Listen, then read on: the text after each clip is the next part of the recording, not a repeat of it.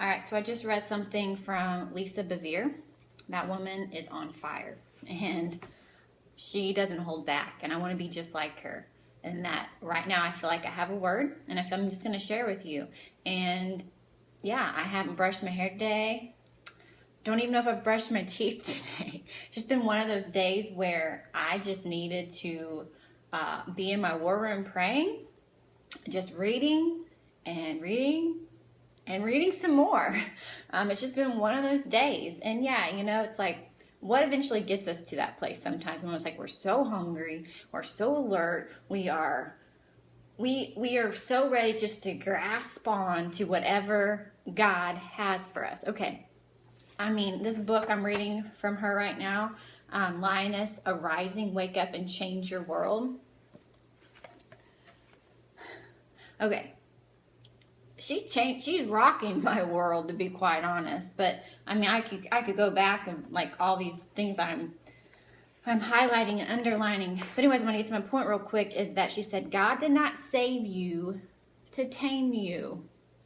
How often do we hear all these testimonies of all of this crap and filth and darkness that we used to be, and we like really kind of hold on to that to be our identity because it makes us almost feel like we were bad, we rebelled, and we experienced that. But for some reason, I don't know why we hold on to that. Like those are the stories we like to tell. I still don't understand that. But anyways, God did not save you to tame you.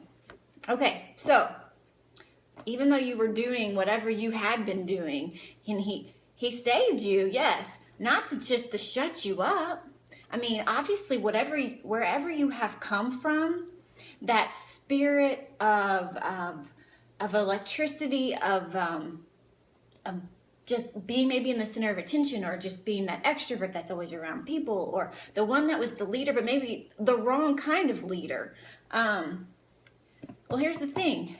It's like the enemy's constantly always after us to shut us down, to shut down whatever calling he has on our life. So, yeah, I'm going to say it one more time because it's really speaking to me. God did not save you to tame you. So when I think of being tamed, it's like, you think of these, it's like, oh, I'm just a little church girl. I'm just going to sing hallelujah and be all prim and proper and quiet.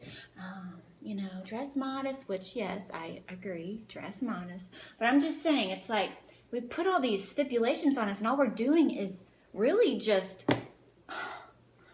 we are shutting out the roar, honestly, of what really God is wanting to do with you. So whatever your past was like before, before God saved you, seek it out. And maybe whatever that was has brought you to this new enlightenment of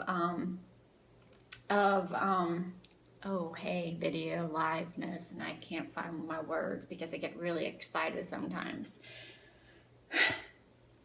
To get you to your calling, to get you to not hide in your fear of your past anymore. Your fear does not define your future. It doesn't. It doesn't get to. Because guess what? You got to wake up today and you got to breathe life today for a reason. And it might have been just for one person. And guess what? I'm all about that one person.